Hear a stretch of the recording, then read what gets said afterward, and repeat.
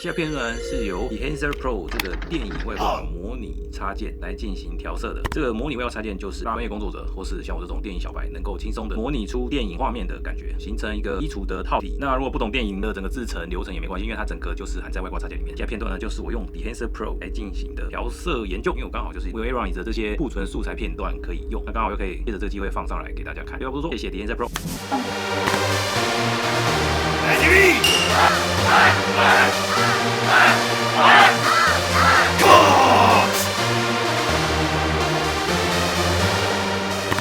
有几个是做没多久就会酸了，还在可接受范围，拿掉。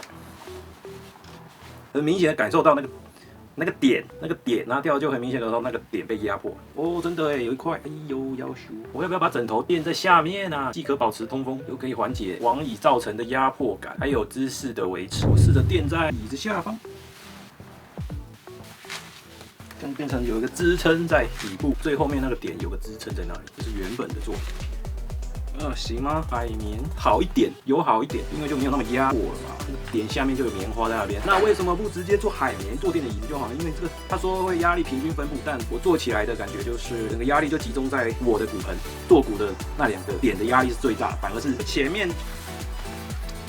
压力平均分布吗？没有的感觉。那要这样做吗？脚稍微抬起来，这样才会压力平均分布啊，不能这样子，因为这样子我整个就会垂直啦，虽然这是个正坐姿势，但是整个就会垂直。我的骨盆坐骨所有压力就会倾向于就是整个变成是集中在坐骨上的那两个点，反而是比较多的。反而大腿这边身上压力什么八字椅面，反而没有起到功效，所以我的坐骨才会受到这个椅面的压迫，会感受到疼痛。还是我的坐骨太敏感？有这回事吗？左边也开始酸了，抽掉哦，差那么一点，只差一点点。测试结果直接放在上面比较好，这样子比放在下面好。CP 值最高，真的65块，有点缓解，但最好的方法还是不要久坐。但有些人上班就是没办法，一定要久坐，或是软的材质哦，这个乳胶，然后高度不会太高，材质属于柔软型。坐垫的选择会比较倾向这种比较柔软的 Q 弹，然后这个厚度不要太厚，因为太厚你姿势会跑掉就不好。羽绒枕不推荐，没有支撑力，看坐下去就扁掉了，500记忆海绵，很尴尬，效果很有限。也就是说，不如用个可以拿来当做背靠，可以把你的姿势稍微往前挺一下，然后再配合枕头哦，安呢背靠往前挺，然后枕头安呢超级变形椅呀、目前是靠这样来支撑的，搭配这个脚踏，因为你枕头已经有个高度垫起来了，所以你再搭配个脚踏，到这边就会缓解压迫感。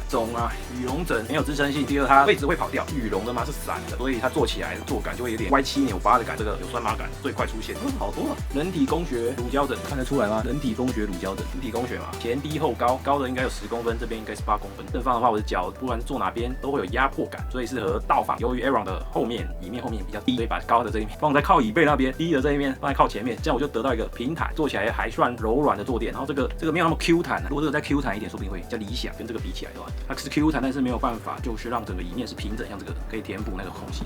搞不好我买就加了乳胶枕嘛，这种 Q 弹度，然后再配它的人体工学，会不会就完美了吗？这周点这个太高太厚了，看这个又厚又高，这个拿当枕头睡我都觉得太高，然后肩颈没有支撑，这个姿势无法维持，坐起来虽然还可以，但是坐不久吧，因为整个姿势会走掉，骨盆会往前倾 ，no， 所以就变成是这是哇，有几个枕头啊，还有一个这个科技乳胶记忆枕还可以，透气度就乳胶基本上不奢望有透气，坐起来它是说什么按摩颗粒，听听就好了，也算还行的一个选项 ，QQ 软软的，但是它坐起来就乳胶的感觉就没有这个乳胶坐起来比较好，这个略赢一筹，这个乳胶的比起它来讲。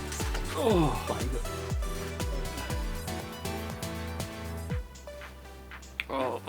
这个这样。